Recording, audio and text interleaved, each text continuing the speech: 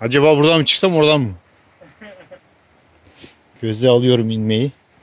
Hatta düşmeyi. Evet. Ta aşağıda alırım gibime geliyor soluğu. He? Aşağıda alırım soluğu valla. Çok korkunç. Tehlikeli bir ortam. Ve tek kolla. O ne?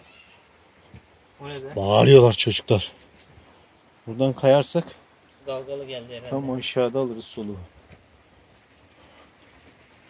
Buradan geçemedik. Haliyle de geçemedik. Saatlere falan olmuş da.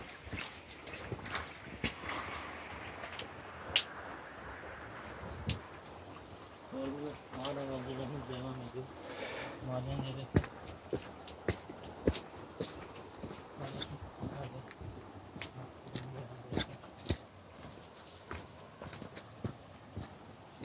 Trabzon'dan geliyorsunuz. Yakın zamanda bir şey felaketi yaşanmış. Bunun nedenle yollar kapatılıyor. Hasar görmüş. Bunlar yollar kapalı. Ayrıca yol açılmış. Biz birkaç yollardan geldik. Birkaç dakika. Nerede bu mağaralar? Şelaleye ulaşmak zaten ayrı bir macera. Bir yol çıkıp ayak gezdik. Şu an giydik ayakkabıları. Dünya varmış. Ayakkabıyı bulana da Allah razı olsun dedim.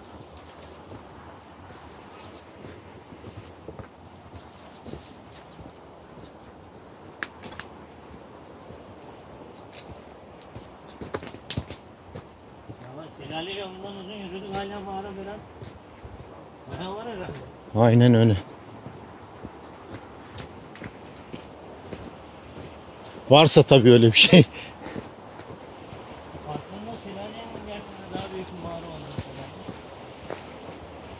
Ama şu an orası tamamen kapalı olduğu için insanlardan tehlikeli oldu.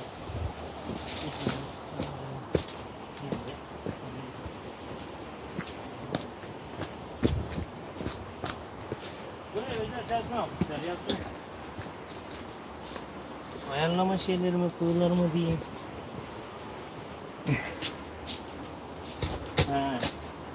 Sanki geldik. Ama Evet, sanırım burası.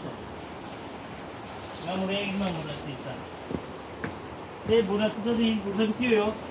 Kandırıldık mı enişte? vallahi bilmiyorum buradan nasıl geçilir, nasıl gidilir. Şu yol, şu şeyden devam edeceğiz sanırım ya. Allah Allah. Kanaldan. Babadan sınıfında Kemal Sunal'ın yolun sonu. Mağara buraya. Bir yere çıktı, gelmeyin dediği olaya döndük yani. Şuraya bir inelim, gel gel. Belki burasıdır. Buradan kaybolmak da var ha.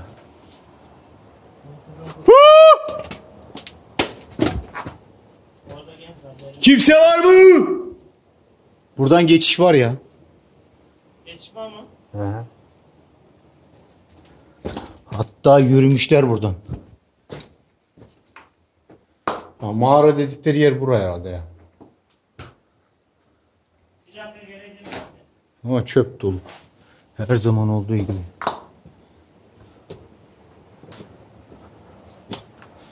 Mağaralardan geçiliyor dendi de. Var mı geçiş? Geçiş yok ya.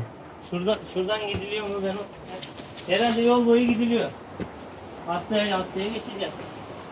Ben böyle sandım. Çok sıkıntılı gibi sanki. Ben bu şöyle bırakıyorum artık bilmiyorum. Yürü bakayım, oradan doğru yürümüşler herhalde.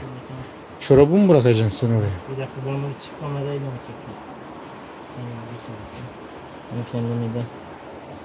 Oh.